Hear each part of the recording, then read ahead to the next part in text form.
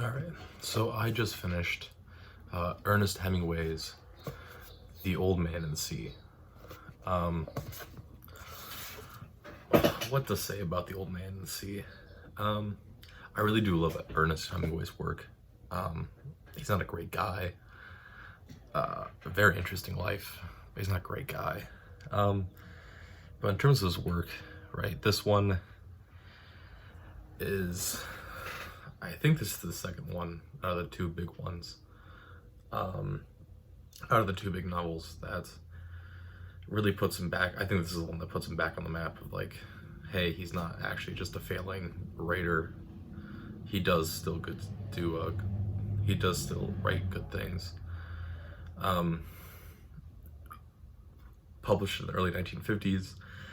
This specific version I'm reading was republished in 1980. So this book's 40 years. The book that I own is 40 years old.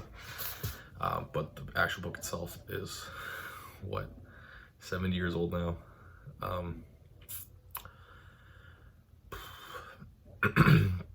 Really, I think the thing that he's trying to point out here is fundamentally break down what it means to be human, what it means to be a person, what makes humans fundamentally different than any other creature, right?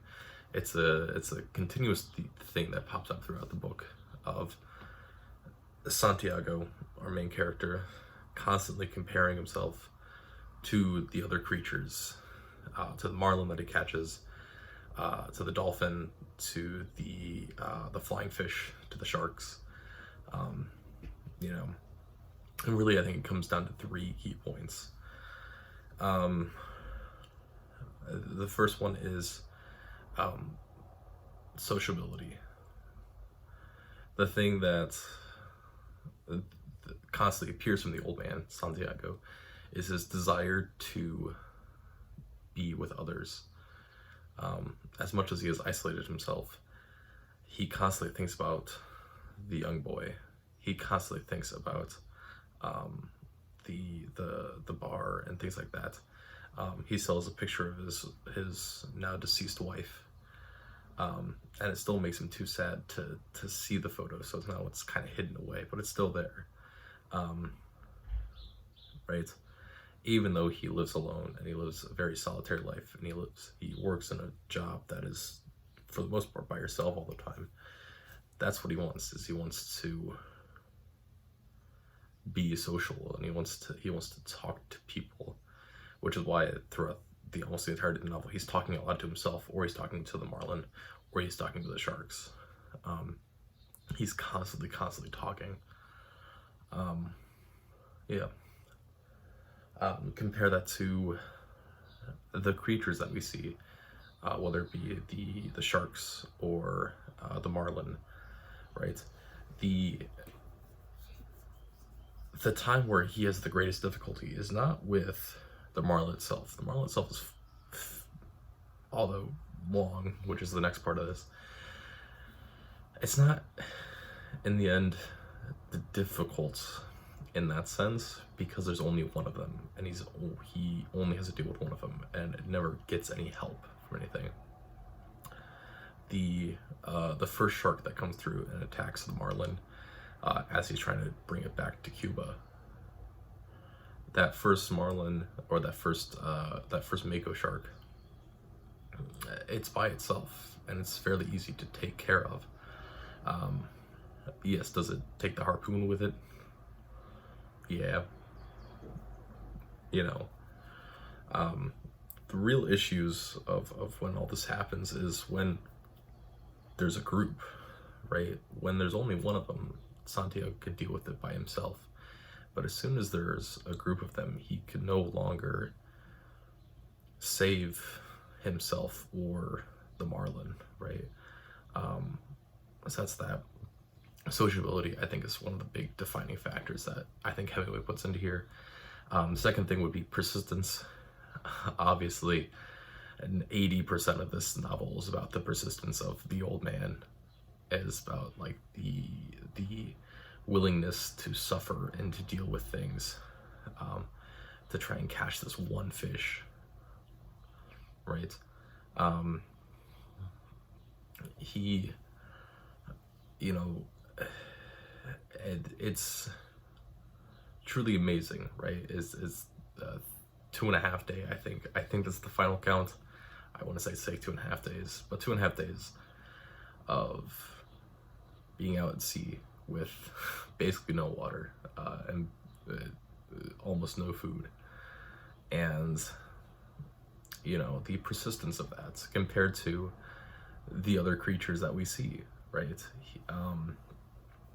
The marlin, although has a lot of persistence, eventually just does give up, and it's this giving up that happens of the not being able to handle pain, which causes the marlin to surface, and then which can allow it to be then eventually pulled back into the boat eventually.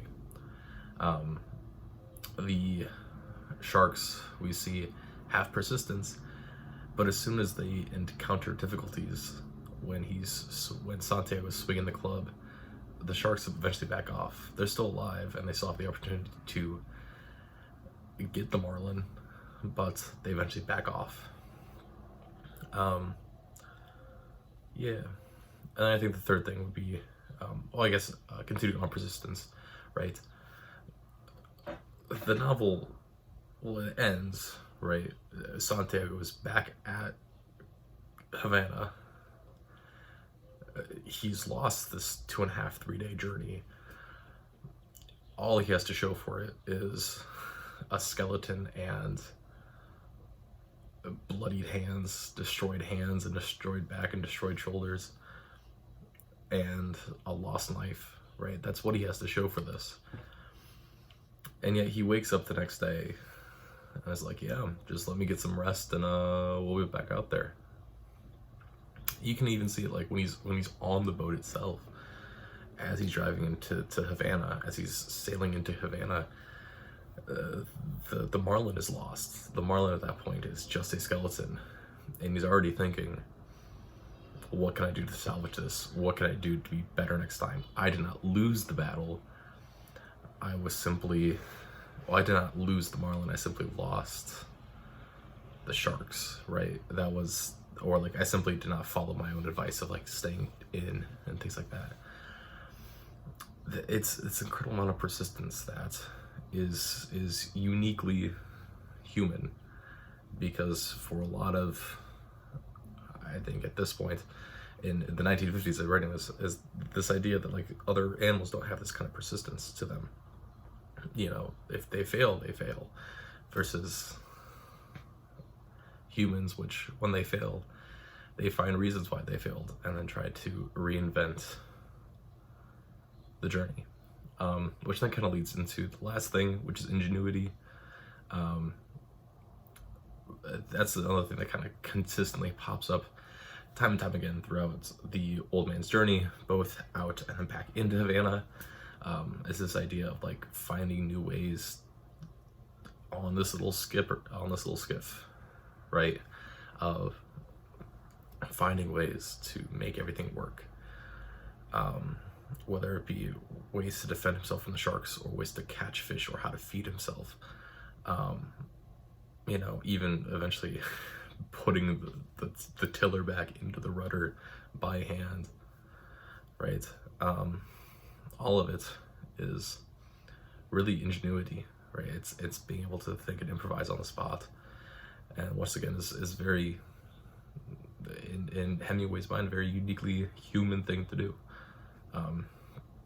So that's really all I got on Old Man of the Sea.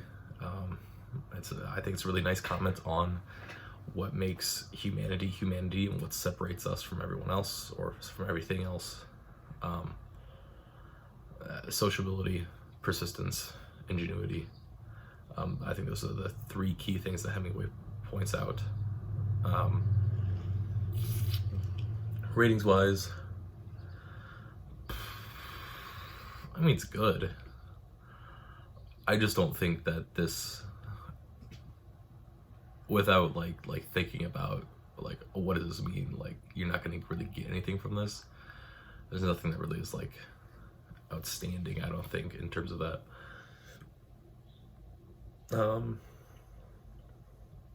I think it would much, looking at the shelf that I have right now of what I've read and where I'm going to place this in with the other books that I've read, I think I'm going to place this in between the Scarlet Letter and the Grapes of Wrath. So it's somewhere in there. I don't know about what scores I gave those ones, but somewhere in the middle there. So I think Scarlet Letter I gave like a 7, and I think the Grapes of Wrath I gave an 8. I think that's what happened. Something like that. So Old Man and the Sea is like an 8, like a 7.5. It's a really, really short read. It's only, this version's only, I mean, it's 127 pages. Like, I really should have just read this in one sitting. I read reading in 2 just because I was tired last night. But yeah, I mean, really, really good read. I think it'd be hard to teach this just because, like, here's what I got from it. Here's the kind of evidence I can pull from, and that's that. You know, I don't think it really dives into any deeper discussion like some of the other classics do. But yeah, that's that for me. Somewhere between Scarlet Letter and Grapes of Wrath.